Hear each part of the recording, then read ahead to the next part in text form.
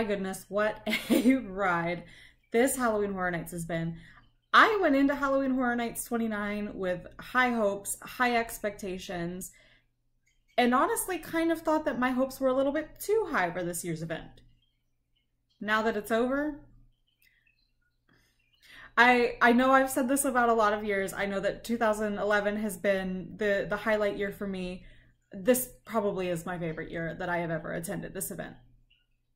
And yes, I am a shill. I sprung for one of the light up flower crowns, and I will never stop wearing this. I want to wear this to work. Do you think people would care? I don't think it's that big of a problem. It's not a distraction.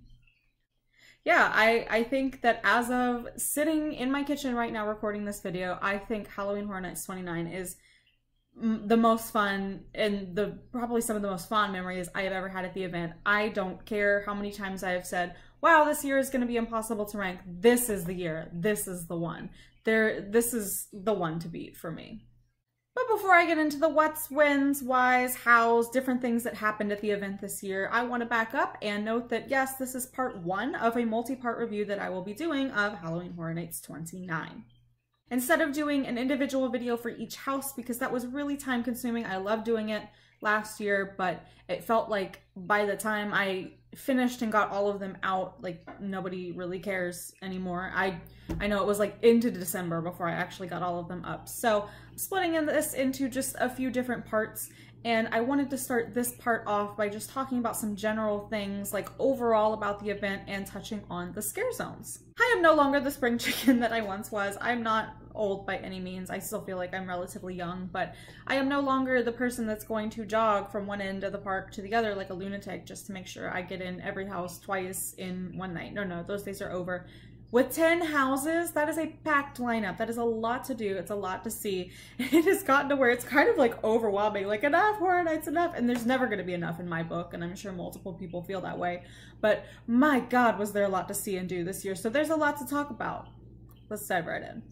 Aside from the wonderful lineup of houses, which we will be getting into, I want to talk just about the theme and the vibe this year. I know that we did the 80s thing last year, and 80s nostalgia is back in a really big way, and I think Stranger Things is a big reason for that. And I'm okay with it. I mean, of course, like everything is circular. Things come back in vogue or back in fashion, and things are cool once again. So I feel like we're in the renaissance of the 80s. And they're playing into that. I feel like it wasn't so overt this year. Yes, the shirt designs and things like that, like you could still tell it was the 80s and the arcade theme, but this one felt more like we're in the 80s again, and what? Like, this is cool, like you're on board with this. So I know that might sound a little strange, but it was kind of like, yeah, we've done this. It feels like, yeah, we've done this. This isn't our first rodeo, but it was a fitting vibe. It was a fitting aesthetic for the event. I know some people weren't a fan of like the big neon and all of that, but I was here for it. I liked the arcade thing. I thought that was a cute idea. While I do miss the years of having like a dead set icon, I'll take what I can get. If there's like semi a cohesive, like overarching theme, then you know, if that's the best we can do, then that's the best we can do. I would love to see a return to form. Hopefully next year we might get some of the old icons back. Please bring back the Usher. Please bring back Catacombs. I hope that maybe one year we'll get an icon again, but I'm not gonna hold my breath on it. So the arcade, the 80s vibe again, I liked it. I was happy with it. And on that note, while the ambiance is very good most years in the park overall, the music this year, I'm one of those people that I appreciate it while I'm there. I'm never one to come home and be like, I want to listen to that one specific song that was playing in the park at Halloween Horror Nights. This year, oh my God, I pulled up the list that one of the forums does every year of all of the music.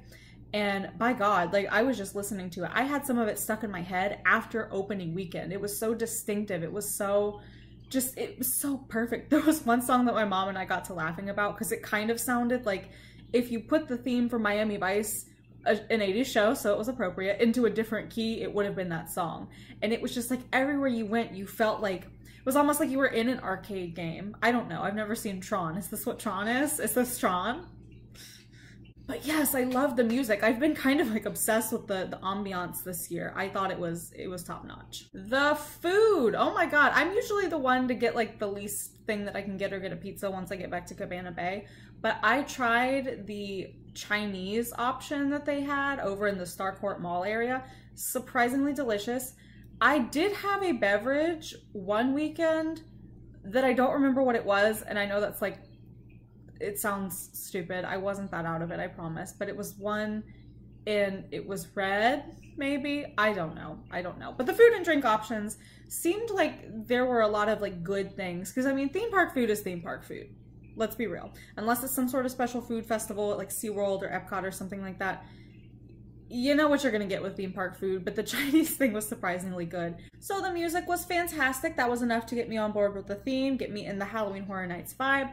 The other outdoor thing that you could experience in the park, obviously, are the scare zones. I've spoken at length before. I like sitting and people watching in the scare zones. I've never been a big, that's never been my favorite part of the event. Over the years, I've come to appreciate it more because it is a lot of work. I don't take what the actors do lightly at all. I think a lot of heart goes into the scare zones as well. So I've tried to take more time to sit and appreciate the ones that we have over the years. So here are my thoughts on the scare zones from Halloween Horror Nights 29. In terms of what enjoyment factor, whether that be scares or fun, however you want to quantify my experience or your own experience of the scare zones, my least favorite would have to be Hellbilly Deluxe. I am not super knowledgeable about Rob Zombie, but we will come back and touch on that later because this is going to be like a theme here. I'm not super familiar with him. I've seen the first of his Halloween remakes. I am not like really familiar with a lot of his music or anything. I did after opening weekend, however, and I'll talk more about this when I get into the houses and my rankings of those. I did watch House of a Thousand Corpses after opening weekend, so I was familiar with the house representation, or the house that was represented this year. But the scare zone, to me, that it seems like a love letter to people that love Rob Zombie. I saw a lot of people that were living their absolute best life in the scare zone. The music seemed like a good time. There were iconic characters that people really do love that I witnessed in real life or that I saw online talking about. So good for y'all if this was for you. Didn't do anything for me, just purely because I'm not a big fan. So that would have to go at the bottom of my list. Zombieland. This one was kind of interesting. It really depended upon how crowded it was. This felt like that is the most expansive scare zone in the area that it was in, but it has always felt like there's been more set pieces to play with. I know they did have the really cool drop tower and all of that, but a lot of the time it didn't seem like, oh, we're in the scare zone. You kind of reach that moment of realization like, oh, that's not a drunk person, that's an actor. I did really like the Bill Murray actor roaming around, but it was hard to tell. It was hard to tell like who was coming up and trying to scare you on crowded nights or who was just like a sloppy drunk over here. And while I did think like the drop tower set pieces was cool and all of that, like the idea of the porta potties was great. I never got close enough to see anything happen at the porta potties because it was always so wildly congested over there. As far as like look-alike factors for the characters they were trying to portray, I didn't 100% buy it. I mean, I know you're never going to get like a true Woody Harrelson lookalike or Jesse Eisenberg or, is it Jesse Eisenberg? I don't know, I get him and the other one confused. But whoever it was, you're never going to get like an Emma Stone lookalike in there. I like the idea of it. I like Zombieland as a movie. I haven't seen the second one at the time of recording this video. I liked it. I just feel like it could have been tighter. It just felt like not enough material to spread over that big of an area. And I know this one was kind of hit or miss. I've seen a lot of people like, online.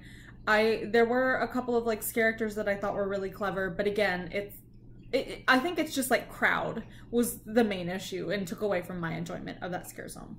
The Anarcade. This one is up on my list purely because of a visual standpoint. I know this was one a lot of people were taking pictures in, but what they did with the lasers and the fog was really, really neat. I thought that that was a wonderful way to physically take that arcade theme and that vibe that they were going for with like the music and the look of all of the merchandise and everything, and it brought it to life. That was, I never got scared. I like never get scared in scare zones. I can count on one hand the amount of times that I've actually gotten scared in a street anywhere, any haunt event. So I'm more of like, you know, if I see other people appreciating it, like, oh, good job. If I see really cool visuals, oh, great, I like this scare zone.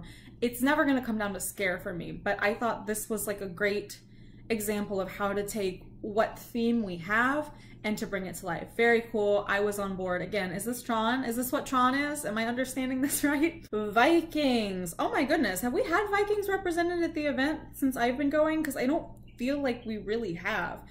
My biggest complaint about the scare zone, well, I have two. It's crowd. Crowd is my issue with scare zones, I think.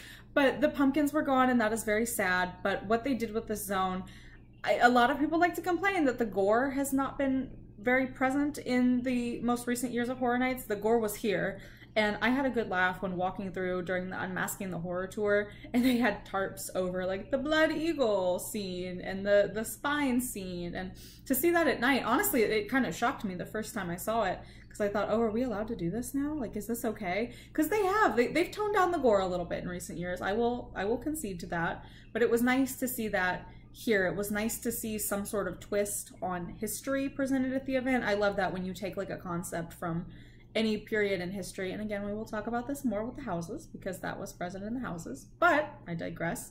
It's really cool to take something historical and put like a horror spin on it. And again, these methods of torture really do come from history. Sometimes real life, real things that have happened are even scarier than any sort of monster that you can come up with. I think like mankind is the greatest evil, so, you know.